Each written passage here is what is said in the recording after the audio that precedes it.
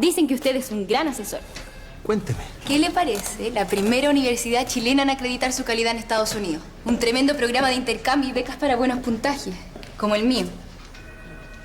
¿Y su mamá qué opina? Ella confía en mi asesor. Y nosotros en ti, hija. Las decisiones de futuro las conversamos juntos. Universidad Mayor. Todo para lograrlo.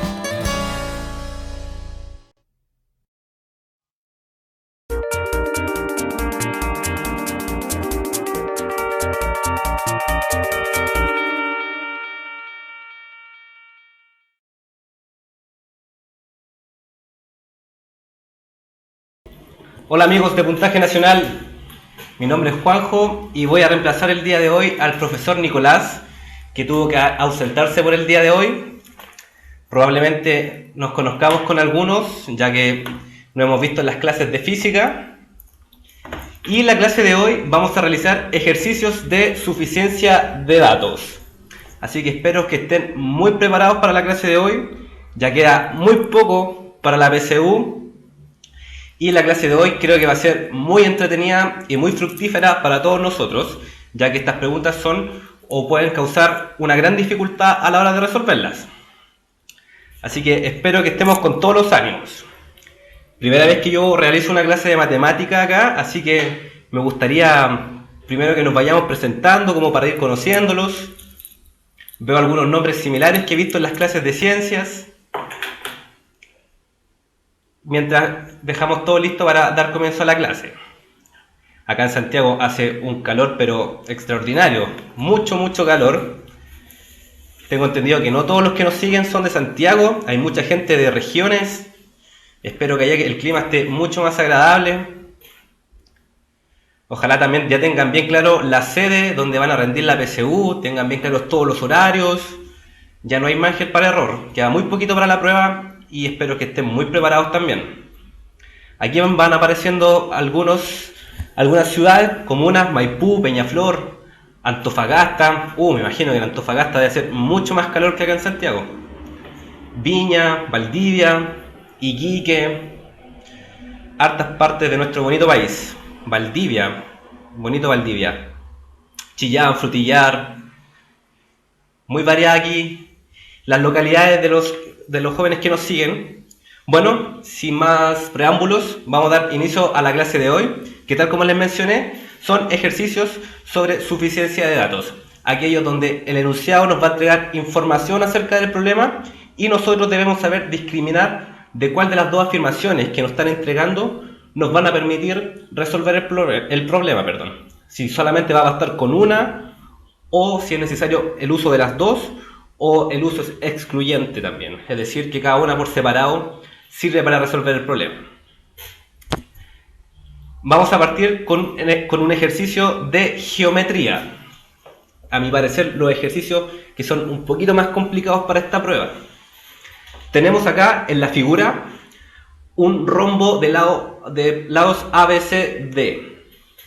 Y dice, se puede determinar el volumen del cuerpo generado al hacer girar en forma indefinida el rombo en torno a la diagonal BD si se conoce la medida de 1, el segmento BC, 2, el segmento BD. Entonces, para resolver este problema, ¿qué tenemos que ser capaces de percibir primero?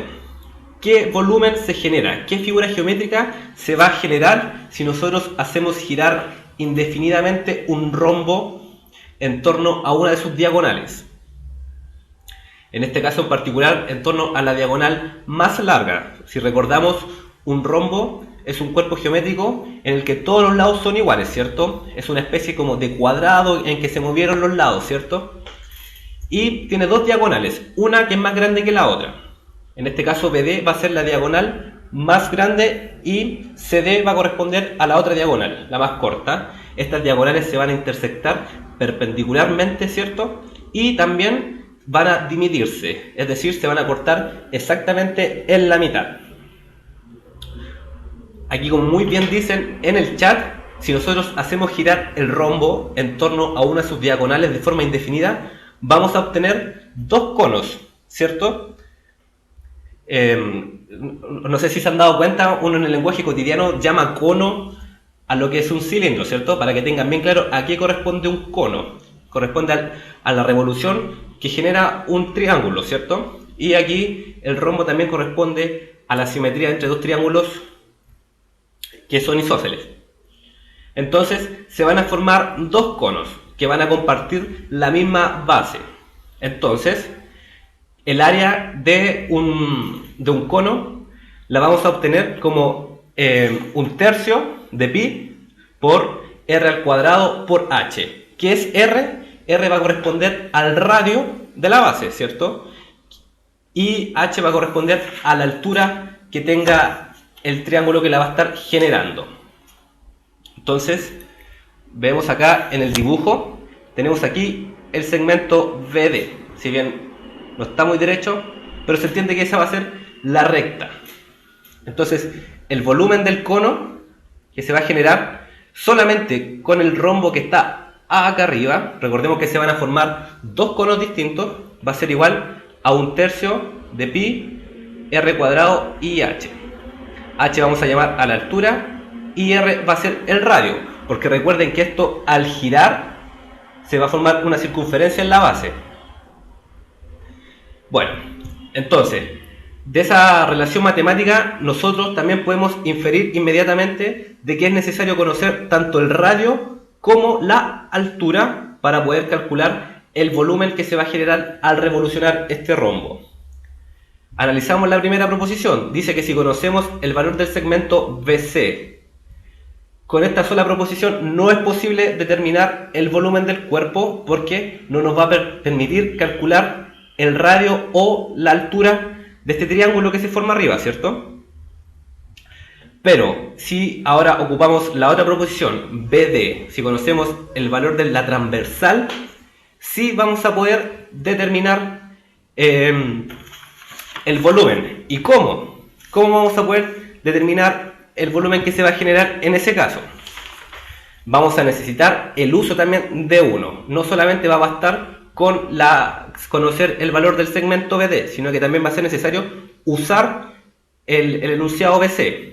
Si nosotros conocemos el valor de BC y el valor de BD, vamos a ser capaces de determinar cuánto vale R y cuánto vale H. R lo vamos a obtener porque va a corresponder a la mitad del segmento AC. Y el segmento AC nosotros lo vamos a determinar ocupando el teorema de Pitágoras, ya que conocemos BC y BD. Por lo tanto, para poder responder esta pregunta, vamos a necesitar ambas, es decir, la respuesta correcta en este caso sería la C. Para conocer el volumen de este cuerpo generado por el rombo, es necesario conocer el valor del segmento BC y BD. Probablemente ustedes conozcan un método alternativo para resolver este problema. Aquí estoy leyendo en el chat de que están metiendo otros conceptos que yo no he mencionado. Y en la matemática, recuerden que hay distintas formas para resolver lo mismo, ¿cierto? Lo que yo les estoy acá enseñando es solo un método para resolver este problema. Si ustedes conocen alguno distinto y que les sea mucho más fácil, obviamente úsenlo, pero lo importante es que sean capaces de llegar exactamente al mismo resultado. Bueno, vamos a ver acá más preguntas que van apareciendo. Dice Caco que conociendo el segmento BC no se puede calcular la diagonal BD por trigonometría. Bueno, para calcular por trigonometría también va a ser necesario que nosotros conozcamos los ángulos interiores que se forman en el rombo, ¿cierto? Así que ahí el trabajo se nos estaría haciendo un poquito más complicado porque nos estaría faltando algún dato más. ¿Qué más dicen por acá? Dice que también nos pueden dar las medidas, por ejemplo, de CD y del segmento imaginario, ahí se me fue, BD. Sí, es lo mismo. Es análoga la forma de resolver el problema si nos dieran ese segmento. Ya, bueno, si van surgiendo más dudas con esto, vayan diciéndolo de inmediato o si no pasamos a la otra pregunta. Entonces, haciendo un resumen muy rápido, nos pedían determinar el volumen que se forma al girar este rombo respecto a una de sus diagonales Y para poder calcularlo es necesario conocer el segmento, uno de los lados del rombo BC, y también conocer el largo que tiene la diagonal más grande. Así nosotros vamos a poder ser capaces de calcular el volumen del cono que se va a generar con la parte de arriba de este rombo, es decir, con todo lo que está por encima del segmento AC, ese triángulo isósceles que se forma ahí arriba.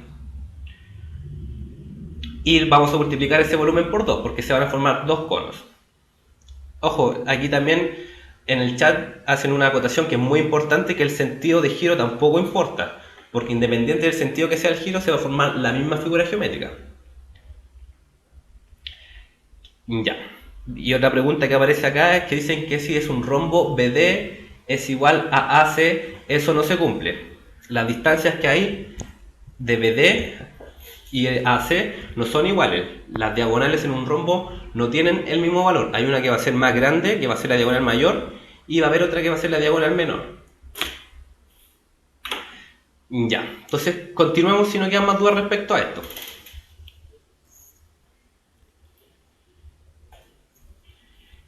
La siguiente pregunta, vamos a esperar un poquitito que está cargando acá. Ahí sí. La siguiente pregunta es sobre los sistemas numéricos. Dice que sean A y B dos números reales. A ver, esperen un segundito, chicos, que se salió la presentación. Si me esperan un momento. Los voy a dejar por mientras con... a ver, ¿con qué los puedo dejar mientras abro de nuevamente el archivo? El calendario PSU no carga. Y bueno, mientras cargo la presentación, les voy a dar una información acerca de la Universidad Mayor. Para tomar una decisión de futuro es evaluar, estudiar y prepararse para lo que viene. Practica tu postulación desde tu PC o celular en simuladorpostulaciones.umayor.cl y ensaya lo que debes hacer para entrar a la universidad, donde tendrás todo para lograrlo. Entonces, chicos, si me esperan un momento, voy a cargar de nuevo la presentación porque se nos cerró. Yo no me manejo tan bien con estos programas como lo hace el profe Nico, así que van a tener que tener un poquito de paciencia.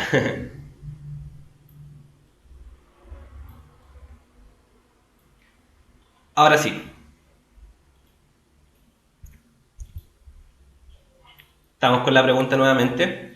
Y decía que son A y B dos números reales. Se puede determinar que las expresiones A más B al cuadrado y A menos B al cuadrado representan números reales iguales si se sabe que 1. A es igual a 0, 2. El producto de A por B es igual a 0. Entonces tenemos dos números reales y queremos ver cuáles son las condiciones necesarias para que A más B elevado al cuadrado y A menos B elevado al cuadrado sean números reales iguales. Entonces muchos de aquí ya se están aventurando por la alternativa D, que cada una por sí sola bastaría para poder resolver el problema. Veamos si alguien más tiene una opinión distinta o si no pasamos a resolver el ejercicio inmediatamente. Bueno, entonces ambas juntas por aquí aparece una amiga que piensa que con ambas juntas, mientras que la otra mayoría sigue inclinándose por la D, que cada una por separado basta. Entonces, ¿qué dice el enunciado? Nos preguntan cuáles deben ser las condiciones para determinar que A más B elevado al cuadrado sea igual a A menos B elevado al cuadrado. ¿Qué es lo que hacemos? Vamos a desarrollar los cuadrados de binomios a ambos lados. Ahí sí. Entonces, voy a estar escribiendo aquí abajito. El primero va a ser A cuadrado más el doble del primero por el segundo, más el segundo elevado al cuadrado. Lo mismo para el término que está a la derecha. A cuadrado, pero aquí ojo con el signo, menos el doble del primero por el segundo, más el segundo elevado al cuadrado. Como a y b son los mismos números a ambos lados de la igualdad, los cancelamos. A cuadrado con a cuadrado se van, y lo mismo para b cuadrado. Tendremos entonces que 2ab debe ser igual a menos 2ab. Multiplicamos por un medio a ambos lados de la igualdad, se nos van a cancelar los dos. Entonces nos va a quedar que a por b debe ser igual a menos a por b. Y ahí nos preguntamos, ¿cuál va a ser el único número real que va a ser igual si nosotros le aplicamos un signo negativo? Y hay un solo número que cumple con esa condición, que va a ser el 0. 0 o menos 0, lo mismo, es 0, ¿cierto? Por lo tanto, para que esta igualdad se cumpla, a por b debe ser igual a 0. Por lo tanto, de aquí nosotros podemos darnos cuenta de que la alternativa 2 por sí sola bastaría para responder el problema. Si el producto a por b es igual a 0, podemos saber que estos dos números representan estos dos cuadrados, perdón, representan al mismo número. Y cuando el producto a por b va a ser igual a 0, tendremos que a por b va a ser igual a 0 si a es igual a 0 o b es igual a 0. Por lo tanto, si a es igual a 0, también nosotros podemos saber que estos dos números van a ser iguales. Por lo tanto, la primera por sí sola también va a ser suficiente para poder responder el problema. Es decir, cada una por sí sola es suficiente para saber que estos dos cuadrados van a ser iguales. No sé si me explico bien y si entendió el problema. Si siguen surgiendo dudas con respecto a eso, pueden expresarlas. Entonces la alternativa correcta sería la D. Estos ejercicios generalmente representan un mayor problema debido a que no es solamente hacer algún cálculo o marcar una alternativa de acuerdo a lo que uno piensa que es correcto, sino que hay que hacer una evaluación más detallada, más profunda acerca del problema, ¿cierto? Entonces, veamos, dicen, ¿por qué la igualo? Me preguntan acá en el chat. Porque el enunciado dice que si a y b son números reales, se puede determinar que las expresiones a más b elevado al cuadrado y a menos b elevado al cuadrado representan números reales iguales. Esa es la razón por qué yo igualo ambos cuadrados de binomio, porque lo que estoy buscando es para cuándo estos van a ser dos números reales iguales. ¿Ya? Entonces resuelvo los cuadrados de binomio a ambos lados y elimino los términos semejantes. Me va a quedar la igualdad que a por b debe ser igual a menos a por b. El único número real que cumple esa igualdad va a ser el 0. Por lo tanto, el producto a por b debe ser igual a 0 para que se cumpla esa igualdad, es decir, para que ambos cuadrados sean iguales. Entonces ahí ya marcamos la 2 como por sí sola y analizamos también el caso en que a por b sea igual a 0, y eso se va a cumplir siempre que a sea igual a 0 o b sea igual a 0. También se va a cumplir en el caso en que ambos sean iguales a 0, pero para este ejercicio basta con que a sea igual a 0 para que esos dos cuadrados sean iguales. Ojo que no le saqué la raíz. Si saco la raíz, el resultado va a ser distinto, ¿cierto? El cuadrado de binomio depende si yo voy a sacar la raíz, porque lo que importa también es el valor, el signo del número que está dentro, ¿cierto? Yo no sé si a más b son números negativos o a menos b es un número negativo, por lo tanto la raíz cuadrada de un número negativo no estaría definida en los números reales, por eso yo no aplico raíz. Bueno, esperemos que haya quedado más claro este ejercicio. Pasemos entonces al siguiente. Dice: de tres hermanos de edades diferentes, se puede conocer la edad del hermano mayor si 1. La media aritmética o promedio de las edades de los tres hermanos es 25 años. 2. Si la mediana de las edades de los tres hermanos es 23 años. Esta pregunta corresponde al eje temático de probabilidad y estadística. Entonces, tenemos 3 hermanos, y ojo, es muy importante lo que dice acá el enunciado, de edades diferentes. Ese es un dato muy importante a la hora de resolver este problema, ya que si no hiciera no hiciera ese énfasis, la forma en que analizamos el problema sería un poco distinta, porque influye a la hora de conocer cuál es la mediana del grupo de datos. ¿Ya? Entonces, la media aritmética o promedio corresponde a la suma de los datos, ¿cierto?, dividido por la cantidad de datos. Si llamamos con las letras X, Y y Z a las edades de cada hermano, respetando también el orden, es decir, que X sea menor que Y y Y menor que Z, ya que son 3 hermanos de edades diferentes, con la proposición 1, lo único que nos dice es que X más Y más Z partido 3 va a ser igual a 25. Entonces, queremos determinar la edad del hermano mayor, es decir, lo que nosotros aquí llamamos Z. Y con esta tenemos una ecuación donde hay 3 incógnitas y no nos va a ser posible con esta información encontrar algunas de ellas. Por lo tanto, la 1 por sí sola no va a ser suficiente para resolver el problema. De acá podemos descartar lo que es la alternativa A, como también la D, puesto que una por sí sola no nos sirve. Analicemos entonces qué información nos entrega la segunda. La segunda dice que la mediana de las edades corresponde a 23 años, es decir, el término central es 23 años. Dadas las letras que nosotros escogimos para representar el problema, sería I igual a 23 años.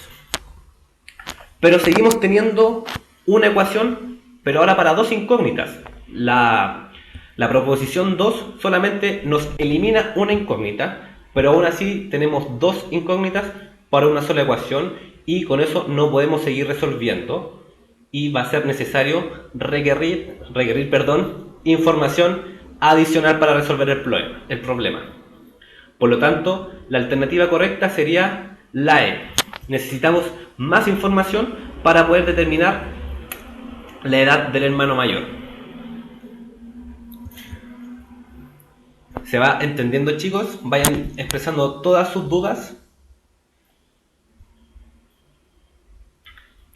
Estoy mirando acá el chat por si acaso, siempre estoy leyendo sus comentarios por si quieren ir dejando más dudas o ir agregando inquietudes también. Bueno, esa era la tercera pregunta, la E. Pasemos entonces a la cuarta. Tiene un estilo parecido a la segunda que hicimos acerca de los números reales, pero ahora vamos a trabajar con números enteros positivos. Dice que sean m y n números enteros positivos. Se puede determinar que m es mayor que n si se sabe que 1, m más n es igual a 13, 2, m menos n es igual a 3. Es decir, tenemos dos números que son positivos, son números enteros, y queremos determinar cuál de los dos es mayor que el otro. ¿Cómo lo vamos a hacer? ¿Cómo vamos a examinar el problema? Ojo que ambas proposiciones 1 y 2 son muy parecidas, ¿cierto? Puede que no, podemos llegar a pensar de que nos entregan la misma información, pero vamos a ver que no es así. Analicemos primero lo que es la alternativa 1, la proposición 1, perdón, que m más n es igual a 13. Entonces una forma de compararlo es obviamente separarlos. Tendremos que m va a ser igual a 13 menos n. Queremos saber cuál de estos dos números es mayor, y sabemos que son enteros positivos también. Pero con esta información no es suficiente para saber cuál de los dos es mayor que el otro. Podemos hacer un contraejemplo también para entender mejor por qué esta información no es suficiente para resolver el problema. Asignémosles, por ejemplo, valores numéricos a las variables. Si tomamos, por ejemplo, un valor de m igual 4 y para n el valor 9, tendremos en este caso de que m va a ser menor que n. Se sigue cumpliendo la igualdad, ¿cierto? Porque 4 va a ser 13 menos 9. Por lo tanto, m va a ser menor que n. Pero ¿qué pasa si ahora nosotros asignamos a m el valor 2? Por lo tanto, n va a tomar el valor 11, ¿cierto? Perdón, aquí me equivoqué en escribir, lo borro al tiro. Si a m le asignamos el valor 12, perdón. Ahí estamos. Si a m le asignamos el valor 12, n va a tomar el valor 1. Y aquí se va a cumplir de que m va a ser mayor que n.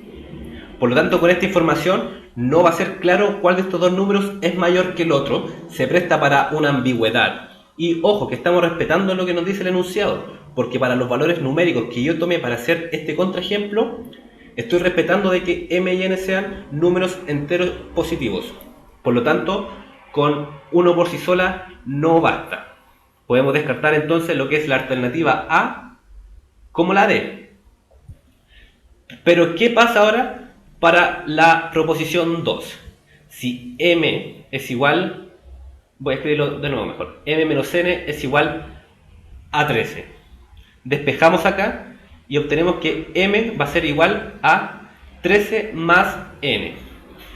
Y analizando esta igualdad, ahora sí es claro y no se presta para ambigüedad de que hay un número que es mayor que el otro. M va a ser mayor que n. ¿Y cuántas veces mayor que n? Va a ser 13 unidades mayor que n. Por lo tanto, con la alternativa 2 por sí sola, nosotros sí podemos inferir de que el número entero m es mayor al n. Por lo tanto, con 2 por sí sola sí basta. Perdón, aquí es 3, pero lo que expliqué se cumple igual, ¿cierto? Es lo mismo. A ver, sí, gracias por la corrección. Entonces, solamente analizando lo que es la alternativa 2, la proposición 2, perdón, podemos descubrir cuál de estos dos números es mayor que el otro. La alternativa correcta sería en este caso lo que es la B. Mirando lo que ustedes están hablando acá en el chat, hay muchos que llegan a esa conclusión. Y eso está muy bien. Significa que están entendiendo la forma de pensar el problema y que obviamente también entienden la matemática que hay detrás de esto. Ya. Entonces, podemos seguir avanzando. Insisto, si van surgiendo más dudas o si el ejercicio no se entiende, háganmelo saber. No hay ningún problema en que lo hagamos de nuevo, por si alguien no lo entendió. Tenemos que aprovechar todos los medios que tenemos disponibles para llegar full preparados a la prueba de diciembre. Entonces pasamos al siguiente ejercicio. Un ejercicio sobre funciones. Dice que sea f una función real de la forma a por x elevado a la n. Se puede determinar los valores de a y n si se sabe que 1, f de 1 es igual a 1, 2, si f de 2 es igual a 8. Entonces, si traducimos lo que el enunciado nos intenta explicar, tenemos una función donde tenemos un número, un escalar alfa que está multiplicando a la variable x y esta a la vez se encuentra elevada a la enésima potencia. Entonces esta va a ser una función de x donde los valores a y n son números constantes. ¿Y cómo vamos a ser capaces de obtenerlos? Analicemos cada proposición. La primera, que nos dice que f evaluada en 1 es igual a 1. ¿Cómo va a ser f de 1 si aplicamos la definición de la función?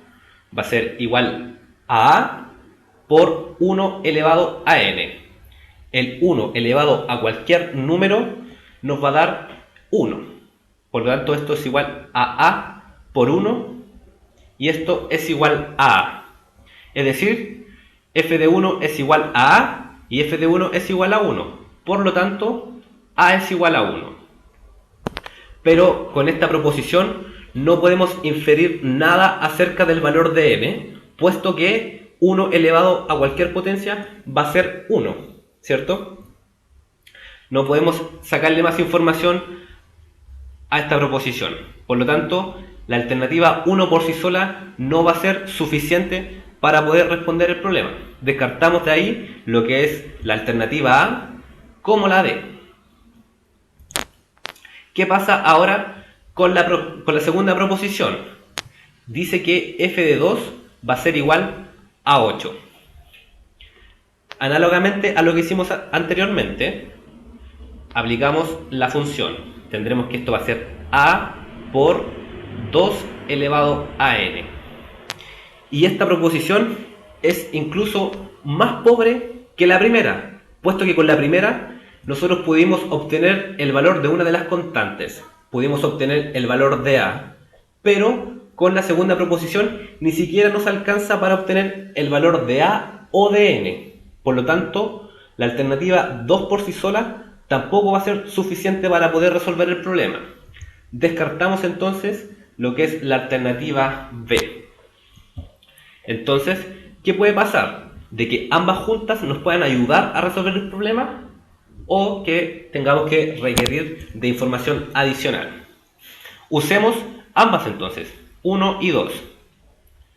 De lo que es la primera afirmación, nosotros ya supimos que el valor de a es igual a 1 y este resultado lo podemos usar para la segunda proposición.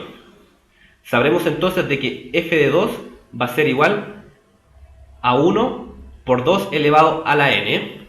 Esto va a ser 2 a la n. Y esto también debe ser igual a 8. 2 elevado a ¿qué número nos da 8? 2 elevado a 3. Por lo tanto, si usamos las dos proposiciones, podemos encontrar los valores de las constantes a y n. Por lo tanto, con ambas juntas podemos resolver este problema.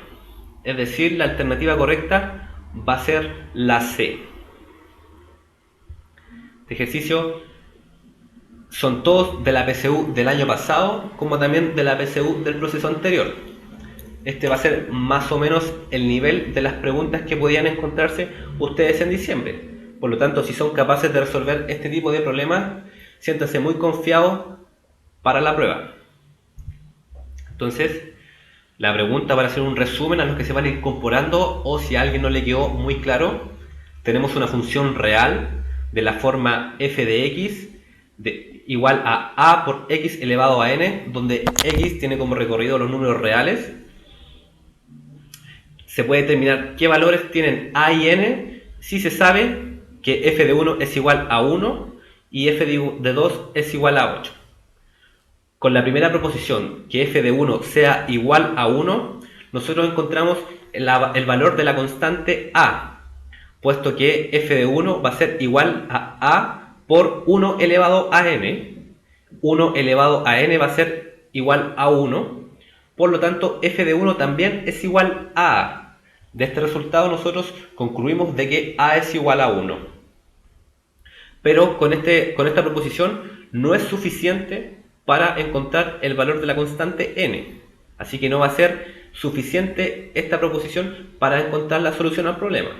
Recurrimos ahora a la segunda proposición, f de 2 igual a 8.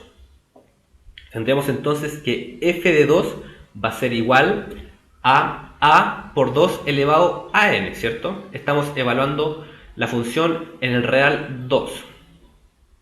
Por lo tanto, esto va a ser igual a por 2 elevado a la n, pero no nos entrega ninguna información acerca de los valores de a y de n. Que nosotros igualemos eso a 8 no nos entrega ninguna información. Estoy en esta parte de aquí abajo por si acaso. Por lo tanto, la segunda proposición por separado tampoco es suficiente.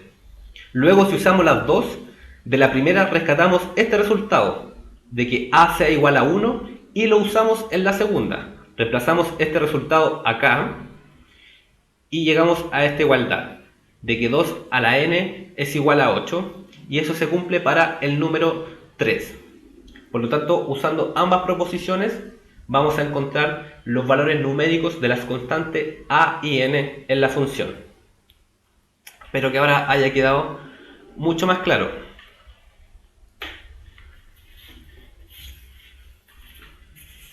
Ya. Entonces, mientras siguen evaluando la pregunta, si es que la encuentran muy difícil o si mientras piensan alguna pregunta que puedan hacer, les voy a dar otra información acerca de la Universidad Mayor. Comienza a programar tu futuro y a crear redes que te ayudarán en tu camino profesional. Postula a Ingeniería Civil en Computación e Informática y obtén tu título de ingeniero civil en un semestre menos que la mayoría de las escuelas. Entra a umayor.cl e infórmate de lo necesario.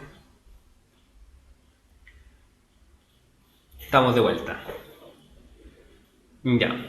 Entonces, si no hay más preguntas, podemos seguir con la clase. La siguiente es de geometría también. Dice que en la figura se puede determinar la medida del ángulo delta si se sabe que el triángulo ABC es isósceles de base AB y alfa es igual a 40 grados. 2. Si el triángulo BCD es equilátero. Entonces, de la misma forma en que hemos realizado todo este tipo de ejercicios, analizamos cada proposición por separado, vemos si nos sirve para encontrar la solución al problema y de no ser así, las combinamos. Entonces, con la primera afirmación, dice de que el triángulo ABC va a ser isósceles, donde la base va a ser AB. Entonces, nosotros sabemos que en un triángulo isósceles dos lados son iguales y va a haber un lado, el lado distinto, que va a ser mayor que los otros dos. Para este caso, obviamente, que va a ser el de la base. Por lo tanto, lo que es CA y CB son iguales. Estos dos segmentos de acá van a ser iguales. Por lo tanto, este angulito de acá también vale alfa. Y aparte sabemos que alfa vale 40 grados. Por lo tanto, este ángulo de acá mide 40 grados y este también mide 40 grados. Entonces, la suma de los ángulos interiores en un triángulo debe ser igual a 180 grados. De acá inferimos que este ángulo que está acá va a medir 100 grados en total, para que se cumpla eso. Ahí ocupamos toda la información que nos entrega la primera proposición, de que el triángulo ABC sea isósceles y que el ángulo alfa mida 40 grados. Miremos el problema. ¿Podemos seguir avanzando con esa información? No podemos obtener ningún dato más acerca del ángulo delta porque no sabemos cuál es la naturaleza del triángulo DBC. No sabemos si es un triángulo isósceles, si es equilátero, si es escaleno, no sabemos nada. Por lo tanto, no podemos seguir avanzando. Descartamos entonces lo que es 1 por sí sola y también descartamos lo que es la alternativa D, cada una por sí sola. ¿Qué pasa ahora con la proposición 2? Que el triángulo BCD sea un triángulo equilátero. Para analizar, obviamente, la información que nos entrega esta proposición, debemos olvidar la primera información que ocupamos, la de la proposición 1. ¿De qué nos sirve entonces de que el triángulo sea equilátero? La información más relevante que vamos a obtener es el valor de los ángulos que se forman. Vamos a saber que este ángulo de acá vale 60 grados, al igual que este ángulo de acá va a valer 60 grados, como también este segmento de acá, este angulito de acá, 60 grados. Esa es la información que nosotros podemos rescatar de la segunda proposición. Por lo tanto, la segunda proposición tampoco va a ser suficiente para encontrar la medida del ángulo delta. De esta forma descartamos lo que es la alternativa B. Nuevamente nos encontramos en un caso en que la solución puede ser ocupar ambas proposiciones juntas o encontrarnos con que va a ser necesaria información adicional para resolver el problema. Usemos entonces ambas proposiciones. Sabemos que el ángulo alfa vale 40 grados y que el triángulo ABC es un triángulo isósceles. Entonces descubrimos que la medida de este ángulo era de 100 grados y este ángulo de acá también se repetía al ser un triángulo isósceles. Y con la segunda proposición nosotros sabemos que este ángulo en total vale 60 grados. Por lo tanto, sabemos también cuánto vale el angulito de abajo. Voy a cambiar el color del lápiz para que no se vea tan desordenado. Ahí sí. Entonces, vamos a saber de que ese ángulo de ahí vale 20 grados y vamos a ocupar la misma analogía con los ángulos de acá, ¿cierto? Este ángulo de acá, ¿cuánto va a valer en total este ángulo? Si ya conocemos la medida de este ángulo de aquí, que este vale 60 y este vale 20. Este ángulo de acá va a tener que valer entonces 80, como muy bien dicen ustedes. O sea, ustedes. Entonces va a valer 20 el de arriba y 60 el de abajo. ¿Estamos correctos con eso, no? Yo diría que el ángulo delta vale 80. Estoy leyendo lo que ustedes me dicen acá en el chat. O sea, analicemos de nuevo el problema. Si está muy enredado o si todavía no se entiende bien. Vamos a agrandar entonces un poquito la imagen. Ahí está de nuevo el dibujo. Tenemos entonces que el ángulo, este ángulo en total vale 60 grados al ser un triángulo equilátero. Y este ángulo también aquí va a valer 60 grados, ¿cierto? Todo este ángulo en total va a valer también 60 grados. Entonces, ¿qué debe cumplirse también? De que este ángulo vale 40 y este vale 40. Entonces, aquí Camilita encontró lo que yo le estaba tratando de explicar. Tendremos que va a ser 60 más 40 más X deben sumar 180. Por lo tanto, el ángulo delta, que aquí como lo simbolizó Camilita, es de 180 grados. Espero que se entienda ahora más el problema. Por lo tanto, nuevamente vamos a obtener que la alternativa correcta va a ser ocupando ambas proposiciones. Así que ojo con ese error que estaban teniendo a la hora de calcular el ángulo, ¿ya? Bueno, de todas formas no nos piden el valor numérico del ángulo, sino que saber qué información es suficiente para poder encontrarlo. Ya, entonces vamos a ver el otro ejercicio que nos queda. Nos estarían quedando dos ejercicios más y la pregunta de desafío de hoy. La pregunta de desafío de hoy está también súper entretenida. Vamos a achicar aquí. Ya. Tenemos entonces la siguiente pregunta. Dice, vamos a agrandar un poquito. Yo no sé si ustedes la ven bien desde sus casas o la ven muy chica. De todas formas, igual la vamos a agrandar un poquito más. Ha sido solamente casualidad de que las preguntas del día de hoy, la alternativa correcta para la mayoría ha sido la C, así que no crean que siempre es así, no siempre es la C. Dice, ¿se puede determinar el precio de una lata de bebida? Sí. 1. La lata de bebida vale 300 pesos menos que el litro de leche. 2. El valor del litro de leche es múltiplo de 300. Entonces, inmediatamente todos se la están jugando por la E. Sería entretenido también de que justificaran por qué creen que es la E, para saber si el razonamiento que están usando es el correcto y también obviamente para descartar de que están haciendo la loja. Entonces, veamos cuál fue el razonamiento que ustedes están usando. Dice que Chocman dice que múltiplos de 300 hay muchos.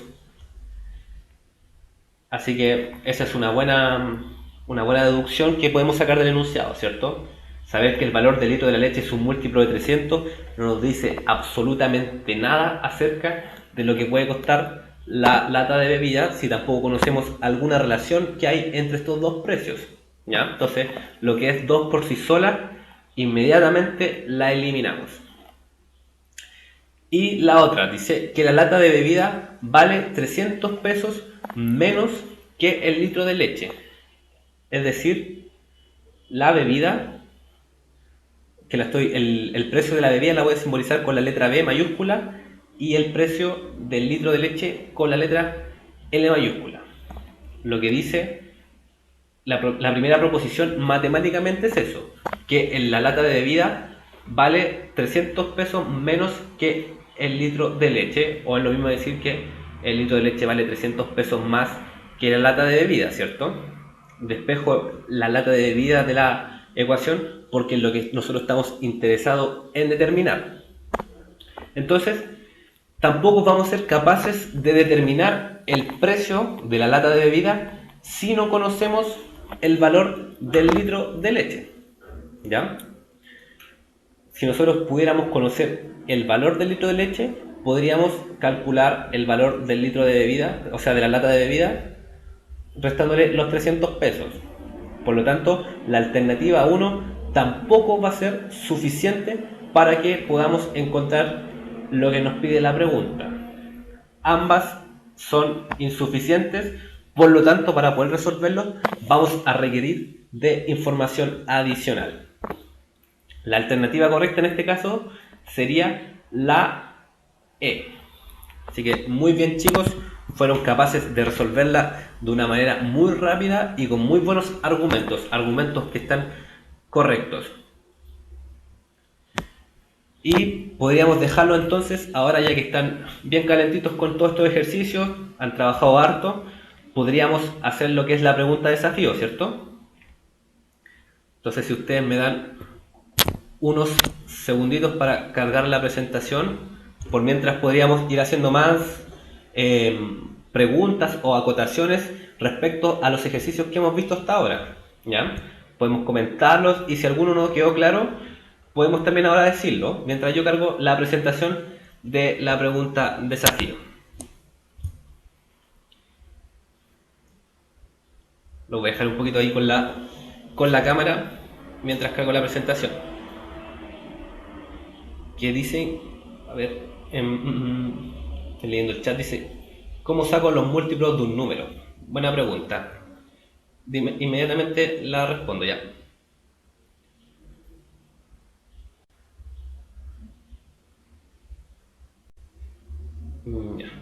Los múltiplos de un número, por ejemplo, en el caso de lo que es 300, si nosotros queremos encontrar los múltiplos de 300, van a ser todos los números enteros de la forma 300 por P. Supongamos, esto vamos a llamarlo una igualdad, vamos a llamar que Q va a ser un múltiplo de 300 si existe un número entero P tal que Q se pueda escribir de esa forma.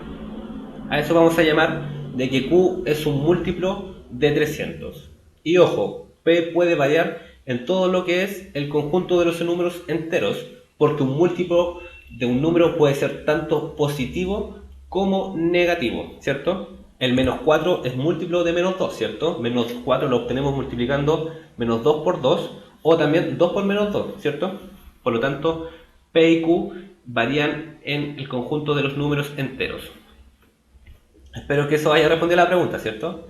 Por ejemplo, los múltiplos de 2 van a ser todos los números enteros que se obtienen a multiplicarlos por 2. El 2, el 0 también, el 4, el 8, el 16 y así hacia arriba como para abajo también el menos 2, el menos 4, el menos 6, etc. El 6 también sería un múltiplo de 2 y también sería, por ejemplo, múltiplo de 3. Múltiplo de 6 también. Hay algunas reglas también, si se acuerdan, esto de lo que es la multiplicidad está muy ligado también con lo que es la divisibilidad. No sé si recuerdan haber visto algunas reglas para dividir. Por ejemplo, cuáles van a ser los números que son divisibles por 9, esas cosas, ¿ya? Ya. Entonces, vamos a esperar un poquito mientras voy a cargar la presentación, como les decía.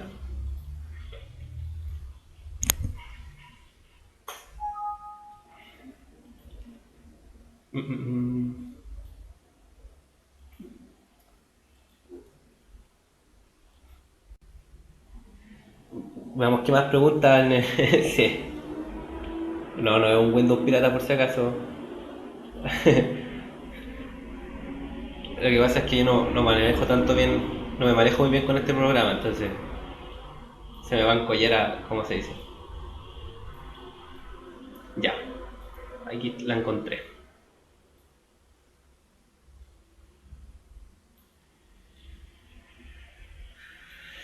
Ahí está la pregunta de desafío de hoy, entonces...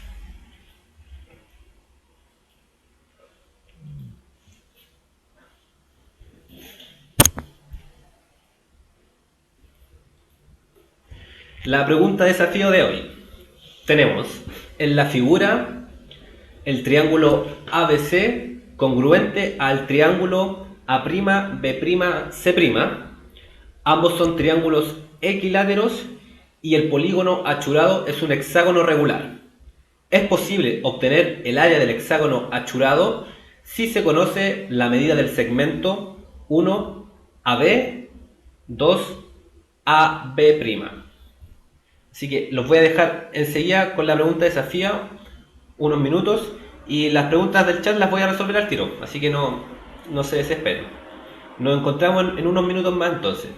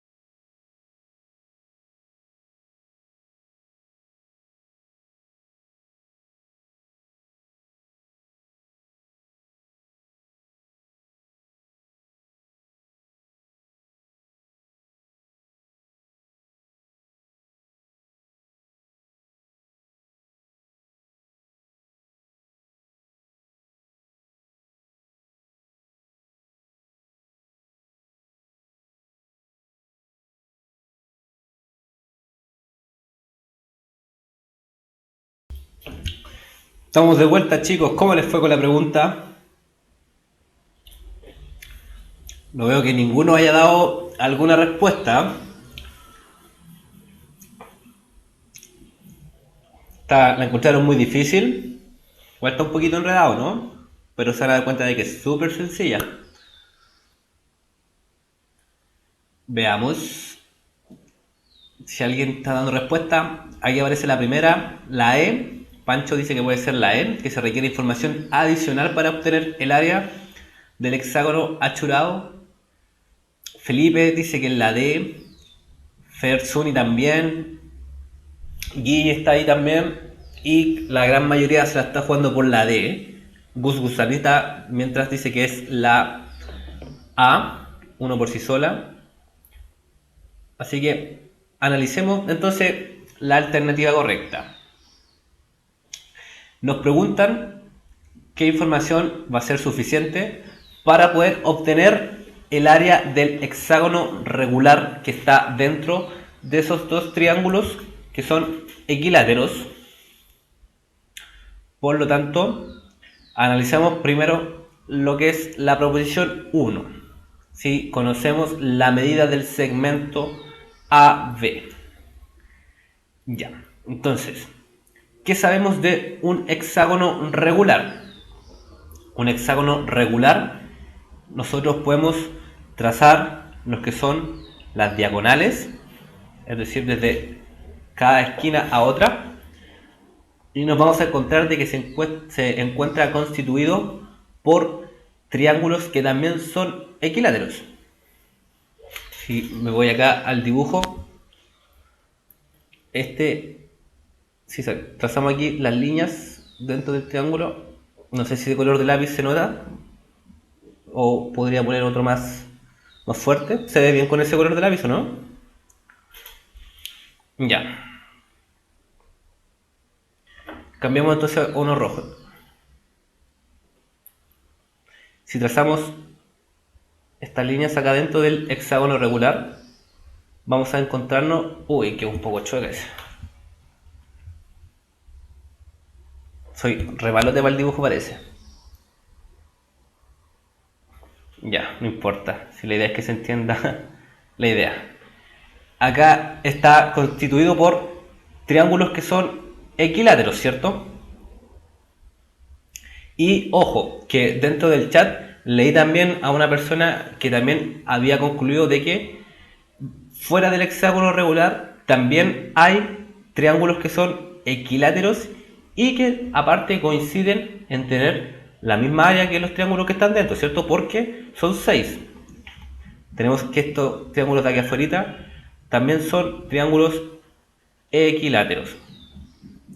Entonces, una forma de obtener el área del hexágono regular que está dentro de esos dos triángulos es calculando el área de uno de los triángulos equiláteros que están en el interior y multiplicarlo por 6, ¿cierto?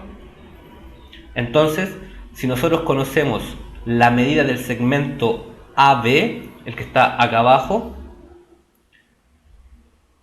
tenemos cuánto vale este segmento y sabemos que estos tres triángulos que están acá, el que está ahí, ahí y ahí, tienen la misma base porque son triángulos equiláteros. Por lo tanto, la base la vamos a obtener dividiendo por 3 y obteniendo uno de los lados del triángulo equilátero podemos obtener inmediatamente su área, ¿cierto? Por lo tanto, si conocemos la medida de ese segmento, vamos a poder conocer la medida de una de las bases de los triángulos, del triángulo equilátero que están dentro del interior del hexágono y por lo tanto vamos a poder calcular el área. Multiplicamos por 6 y obtenemos el área total del hexágono achurado. Por lo tanto, la alternativa, o sea, la proposición 1, sí va a ser suficiente. ¿Hay alguno que esté en contra de esto? O sea, que no esté de acuerdo con esto.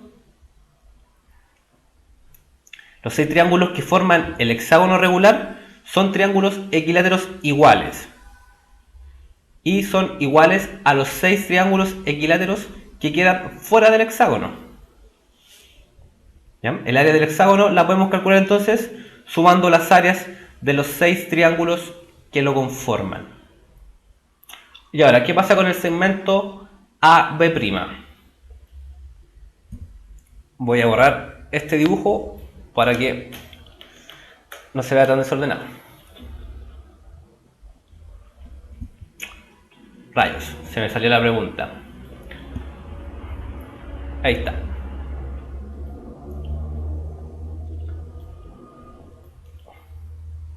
Vamos a borrar un poquito.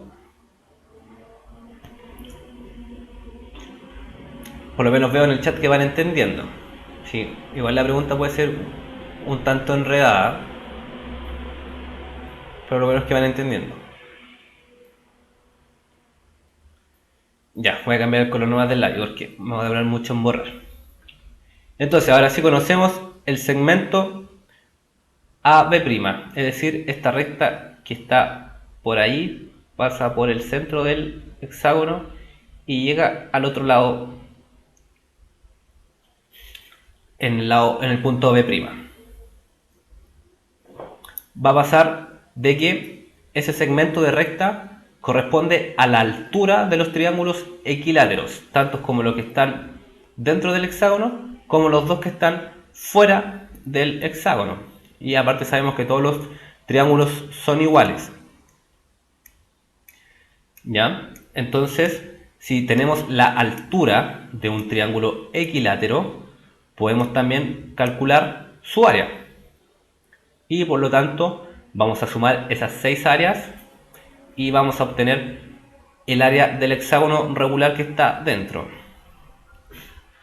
Por lo tanto, la proposición 2 por sí sola también va a ser suficiente para poder resolver el problema. Luego, la alternativa correcta es la D. Cada una por sí sola va a ser suficiente para poder resolver el problema. Lo planteamos de la forma en que dentro del hexágono regular hay 6 triángulos equiláteros que comparten lado con los triángulos equiláteros que también se encuentran fuera del hexágono regular. Por lo tanto, si conocemos una de las dimensiones de esos triángulos, vamos a ser capaces de calcular el área que tiene cada triángulo y luego sumar todas las áreas que conforman al hexágono regular. Espero que ahí quede un poco más claro. Y conociendo el segmento AB, que corresponde a la base de 3 triángulos, vamos a poder determinar el valor que tiene en particular una de las bases que está dentro del hexágono. Y de ahí calculamos su área, dividiendo por 3 el segmento AB. Y con el segmento AB' obtenemos la altura de los triángulos equiláteros, de la cual también podemos calcular el área. Así que las dos son suficientes. En el dibujo está ahí hecho, pero no está muy claro, parece el dibujo. Vamos a ver si lo puedo dibujar de nuevo. Que sí, creo que si borro voy a borrar incluso las letras. A ver, vamos a probar. Sí, se me va a borrar el dibujito si borro con la goma. Voy a cambiar el color del lápiz de nuevo para explicar de nuevo. Tenemos que el hexágono regular está compuesto por 6 triángulos equiláteros en su interior. Ahí estoy pintando uno de azul para que se pueda ver bien en el dibujo. Y estos triángulos equiláteros son también los triángulos equiláteros son iguales a los triángulos que quedan fuera del hexágono regular, estos que están como el que está pintado con rojo. ¿Ya? Entonces, una forma de obtener el área del hexágono achurado es conocer el área de uno de estos triángulos. Y vamos a multiplicar esa área por 6, puesto que dentro del hexágono hay 6 de estos triángulos. Ahí se empieza a notar un poquito más en el dibujo. Ahí se ve que son 6 triángulos equiláteros los que conforman el hexágono regular. Por lo tanto, vamos a necesitar calcular el área de uno de estos triángulos y la multiplicamos por 6 para obtener el hexágono. Entonces, conociendo la medida del segmento AB, que es el que está aquí abajo, nosotros vamos a dividir este segmento por 3, debido a que estos tres triángulos son equiláteros, son todos congruentes entre sí. Por lo tanto, la medida de la base va a ser 1/3 de la medida del segmento AB. Y con la medida de la base nosotros calculamos el área del triángulo, multiplicamos por 6 y obtenemos el área del hexágono. ¿Ya? Ahora, con la otra proposición, si conocemos la medida del segmento A y B', va a ser este segmento que va desde este punto de acá hacia este otro de acá. Si conocemos, vamos a dar cuenta de que este segmento pasa justo por la mitad del triángulo equilátero que pinté por azul. Y aparte el segmento es perpendicular a ese segmento, por lo tanto corresponde a una altura del triángulo. Conociendo entonces la altura del triángulo, podemos calcular el área del triángulo y por lo tanto el área del hexágono. Y si se dan cuenta, si nosotros dividimos este segmento en 4 partes, puesto que pasa por el medio, ¿cierto?, de 4 triángulos equiláteros, dividimos el segmento AB' por 4, vamos a encontrar la altura del triángulo equilátero y por lo tanto el área y posteriormente el área del hexágono. Espero que ahí quede un poquito más claro, ¿ya? Entonces vamos a volver con la pregunta que nos quedó pendiente de la clase de hoy y vamos a terminar. Mientras voy a cargar la presentación. Entonces, habían hecho algunas preguntas en el chat. Leí una acerca de los números, no, de la regla de divisibilidad del 7 y había leído otra acerca de, si no me equivoco, la desviación estándar. ¿Ya? Bueno, el concepto de desviación estándar corresponde a la dispersión que hay respecto al término que está, respecto a la media aritmética, al promedio, ¿cierto? Tenemos una muestra de datos en el que calculamos cuál va a ser la media aritmética, el promedio de esa muestra de datos, y la información que nos va a entregar la desviación estándar es la desviación que existe respecto a esa media de cada dato, ¿cierto? Por ejemplo, si tenemos una muestra de datos en que tengan el mismo promedio, pero va a ocurrir de que cada dato está más separado del término que corresponde al promedio, ¿cierto? Entonces la desviación estándar nos entrega una medida de esa separación, ¿cierto? No sé si ahí se entiende a lo que intento llegar. Ahí encontré el ejercicio que nos faltaba. Y la regla de divisibilidad del 7 dice que un número va a ser divisible por 7 cuando la diferencia entre el número sin la cifra que representa a las unidades y el doble de la cifra que representa a las unidades es 0 o un múltiplo de 7. Hagamos un ejercicio con ese para ver si se entiende. Voy a rayar esta hoja por si acaso, después hacemos este ejercicio. Supongamos que el 343 es claramente un divisor un múltiplo de 7. Entonces, obviamente es divisible por 7. Entonces, ¿qué nos dice la regla de divisibilidad? De que la diferencia entre el número sin la cifra que representa la unidad, es decir, el 34. No estamos obviando al número que representa a las unidades, en este caso el 3, ¿cierto? ¿Ya? Menos el doble del número que representa a las unidades, en este caso el 3, tiene que ser igual a 0 o a un múltiplo de 7. Tendremos en este caso que esto es 34 menos 6 igual a 28. 28 es múltiplo de 7 porque es igual a 7 por 4. ¿Ya? Entonces, eso es lo que dice la regla de divisibilidad por 7. No sé si era más duda lo que se tenía respecto a eso. ¿Ya? Y entonces hagamos este ejercicio que es el último que nos queda para terminar la clase de hoy. Y me preguntan por la regla de divisibilidad del 4, es la misma del 2 por si acaso. ¿Ya? Si es divisible por 2 es divisible por 4. ¿Ya? Ya, pasemos al ejercicio entonces. dice que María tiene el triple de fichas que Bernarda y Bernarda tiene la tercera parte de las fichas de Carlos. ¿Se puede determinar el número de fichas que tiene Carlos? Sí. 1. Los tres tienen en total 280 fichas. Y 2. María y Carlos tienen la misma cantidad de fichas. Aquí apareció de inmediato una respuesta que es la A según... se me perdió el nombre. Triada. Ella dice que es la A. Resolvamos. Ya, entonces vamos a designar con las letras M, B y C respectivamente a la cantidad de fichas que tiene María, Bernarda y Carlos. Luego analizamos la primera proposición. Dice que los tres tienen un total de 280 fichas. Entonces escribimos las variables en función de la otra, ¿cierto? ¿Cómo hacemos eso? Sabiendo de que María tiene el triple de las fichas de Bernarda, ¿cierto? Entonces,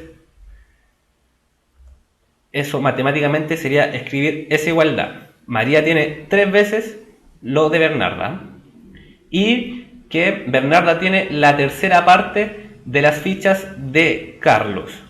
Esto es lo mismo que escribir que 3 veces lo que tiene Bernarda es lo que tiene Carlos, o que Carlos tiene la tercera parte, o sea, Bernarda tiene la tercera parte de lo que tiene Carlos, ¿cierto?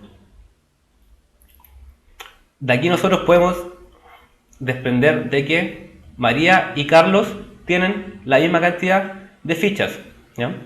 Así que como bien dice, se me pierden acá las palabras, que la segunda proposición no es necesaria, porque la podemos inferir del enunciado, ¿ya?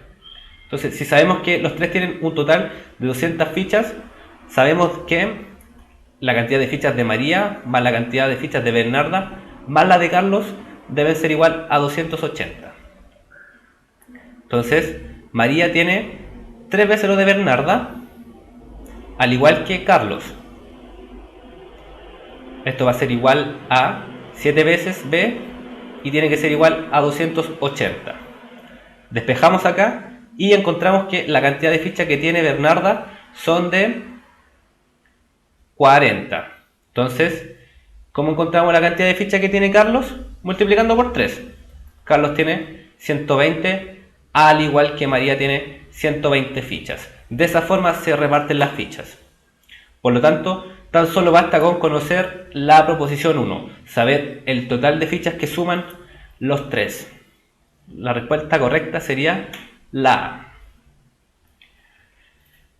Así que estaríamos listos con esta pregunta, chicos. Espero que la clase haya sido productiva, que hayan aprendido algo que no sabían o que hayan ejercitado este tipo de ejercicios que son un poquito jodidos, si los podemos llamar de esa forma. Fue un gusto para mí haberlos ayudado en esta clase de hoy. En la próxima se van a volver a encontrar con el profe Nico. Así que mucha suerte para todos en la prueba de diciembre. Pónganle harto. Y mañana nos vemos con los que estén dando la clase electiva de física a las 4:45. ¿Ya? Así que nos vemos todos, chicos. Muchas gracias. Pásenlo bonito. Chao.